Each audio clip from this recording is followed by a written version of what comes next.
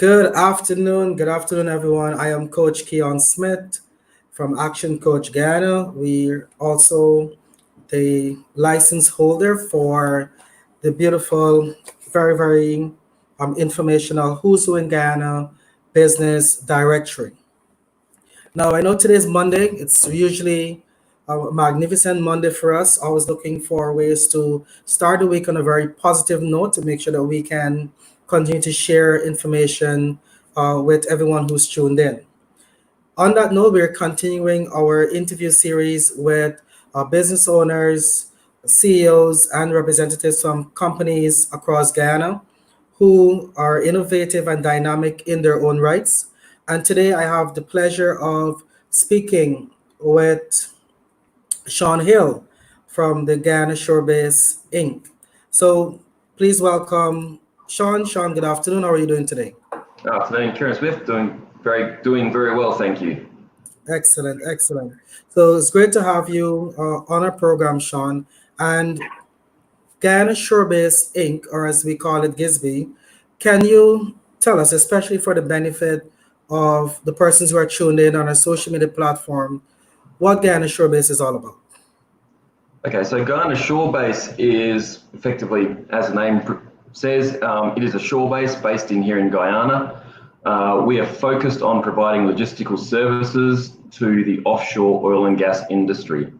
So one way to think of us is that we are effectively a path for all of the services that exist onshore here in Guyana to be able to get out offshore to the offshore rigs, FPSOs, construction vessels, so that they can continue to develop the oil and gas industry here in Guyana.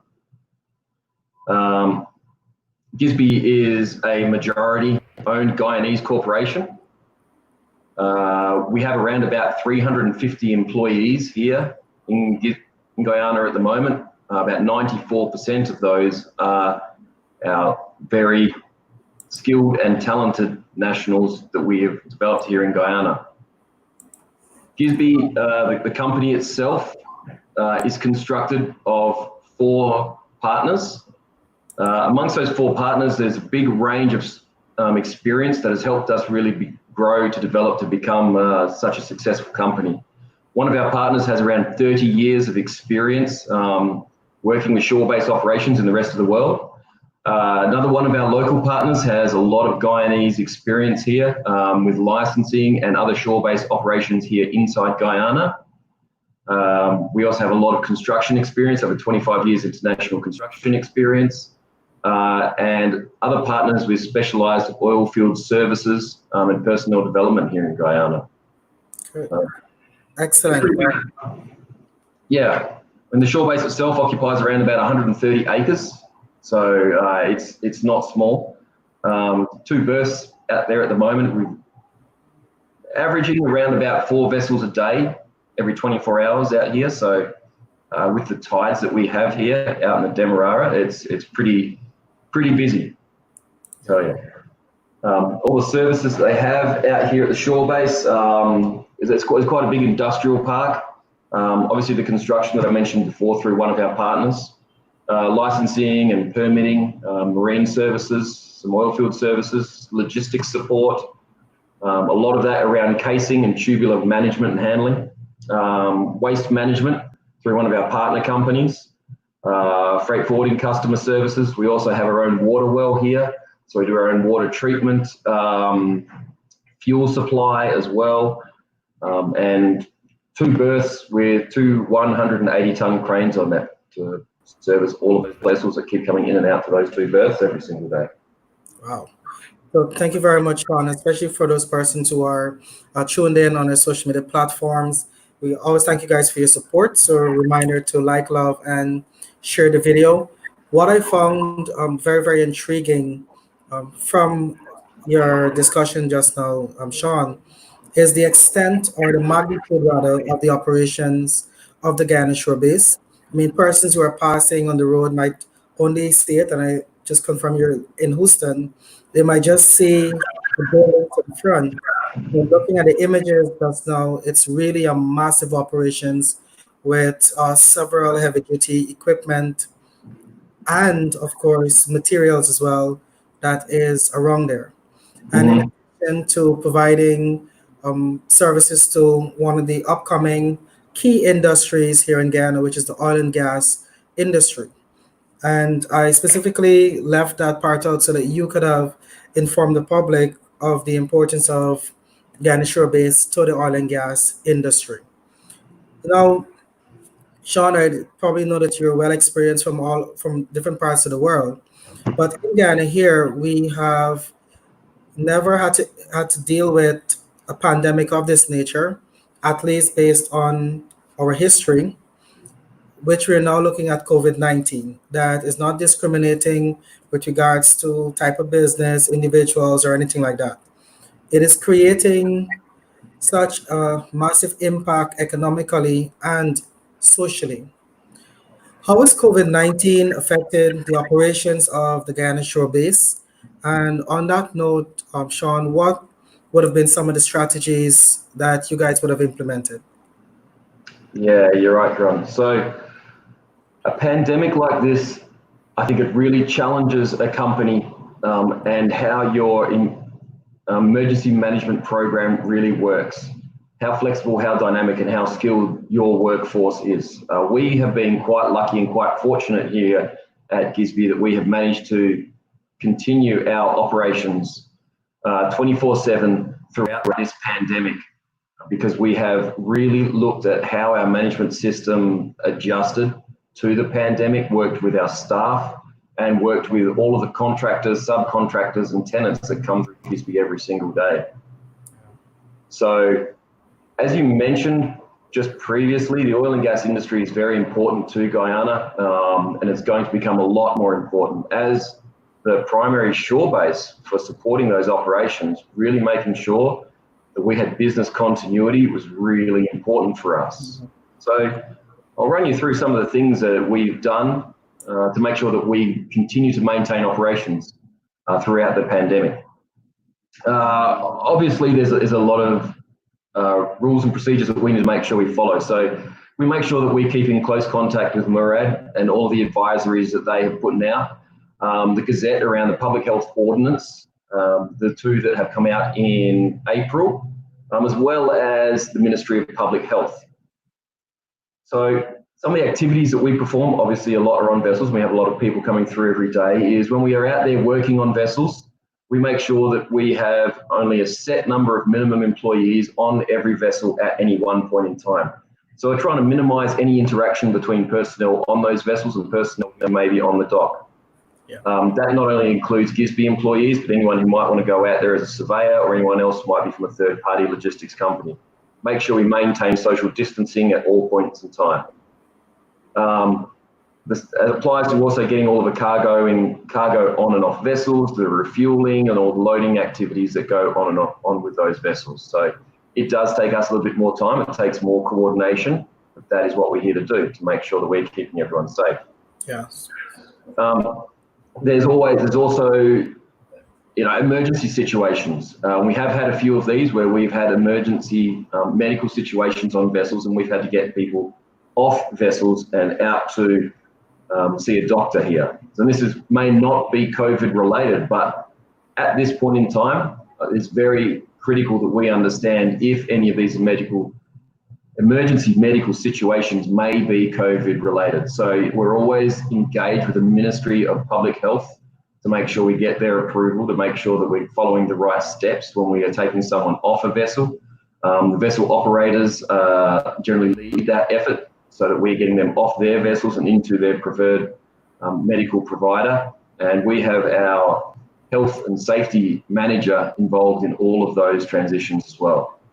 Yeah. We also do have some emergency procedures where we may have a suspected COVID-19 case that may need to come off a vessel.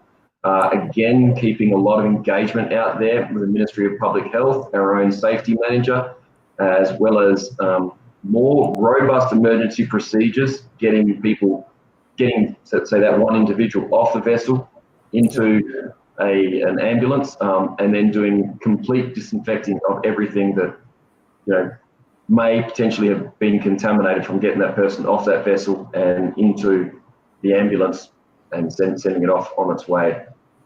Yeah. So all of those, all those, not just being able to maintain consistency throughout COVID, but all those different emergency situations, it's very important that we have procedures in place so that we can react to those.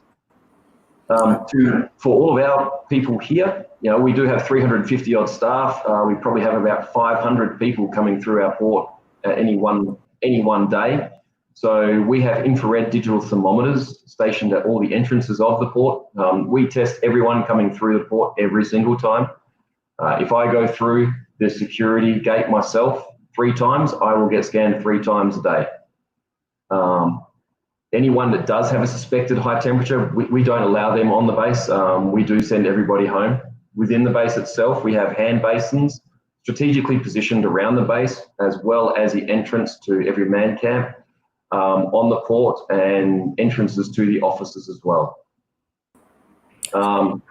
If we do have anyone that does have a high temperature or suspected case, we have set up something with International SOS and their strategic hotline, which is actually based in Philadelphia, so that we can get all of our people the best treatment possible if that should occur. And then finally, within our equipment, I think you saw us in some photos, we've got a lot of equipment out there, cranes, forklifts, trucks. There's antibacterial spray and wipes situated within all of those trucks so the drivers can disinfect the equipment before they start their daily operations. Oh. And then I think finally, it really is all about social distancing as well as disinfecting your operations. So we're lucky within this business ourselves. We do have a lot of guys out in the field, but just by the nature of the business, social distancing is something that it's just the nature of our business. It's what we do. So our people generally are situated a long way apart from each other when we are working, moving pipe around.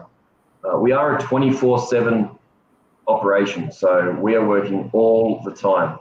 We have a night crew, a day crew, and an off crew. So we are always making sure that we are trying to continue our operations and continuing to track those guys with their temperature. And we freely tell them, if you don't feel sick, that's okay. It's not the end of the world. We don't want you to come to work. We want you to go home, feel safe, talk to your medical provider, and then come back to work when you feel like it's appropriate for you. Thank you. That was very comprehensive, which is synonymous to the oil and gas industry, that safety is of paramount importance. And noting the additions and tweaks you've made to your already rigid safety program to include the fight against COVID-19. So I'm resting assured that you are making sure that the team is as protected as possible. For Sean, what advice would you give to individuals or even fellow businesses that still needs to be in operation at this time amidst COVID-19? Well, I think there's 2 things there, Kieran.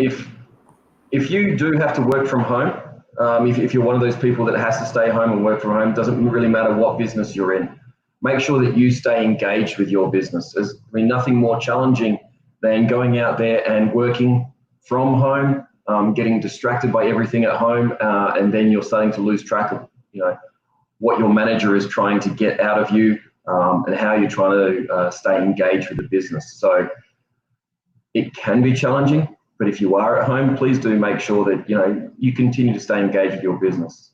It's also a good opportunity for everybody to self-improve as well.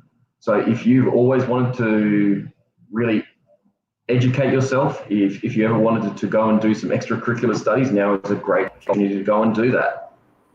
I think if you're a business manager or a business owner, it is also quite difficult. You need to work very hard on making sure that you maintain the safety, the security, and the confidence of your employee and your workforce as well. I mean, a business is only as good as the people who work for it. So at every point in time, you really need to make sure that those people who are coming back to work feel like they feel safe to come back to work.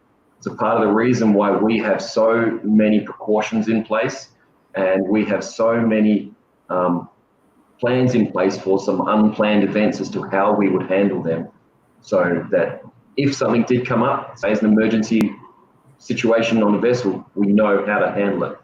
So I think as a business owner, contingency planning is absolutely critical so that you can keep some sort of continuity. Your customers are still working. Your customers may still expect you to continue working. Yeah. You have to meet their expectations. Yes. Thank you very much, Sean. That was really, really well put. Especially the advice towards the individuals use the time to develop a skill, and to the a lot of businesses, make sure you prepare your environment for your team members to allow them to feel welcome, to feel safe in that environment. Mhm. With that in itself, it is all about how do we use this time and invest it in the best way that we can versus allowing it to cripple us and we're in a state, we're in a cocoon state where we're just thinking that everything is happening to us. Yeah. So, it's been a real pleasure speaking with you today, Sean. Is there any closing remarks you'd like to share with our listening audience before we go today? I think, look, I know in the oil field is a new industry for Guyana. I think it's very exciting. I mean, I'm really proud to be here myself. I'm very excited to see what this industry is going to become. For me, I've worked in a lot of different countries, and a lot of different industries. Yeah. But the level of competency that I see developing in our Guyanese workforce here is, it's fantastic. So it's really exciting for me.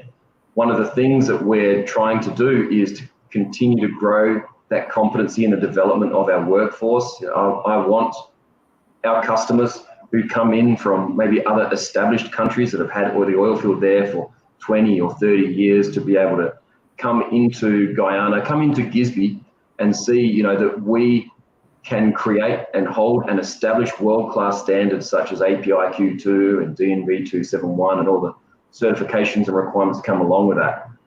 And I firmly believe that with the right attitude and the aptitude that I see in our staff here, that's easily going to be something that we can attain and offer, even though this is a very new industry to Guyana. So I'm really excited about it. Excellent. Well, I feel your excitement, Sean, and I share in your sentiments. I too am looking forward to the balloon effect that this industry is going to bring to Guyana. So, to all the persons who are tuned in on our social media platform, thank you guys for your continuous support. Please remind us to like, love, and share the video. And thank you again, Sean, for taking time out for being here today. Thank you very much, Kieran. Appreciate the time. Okay.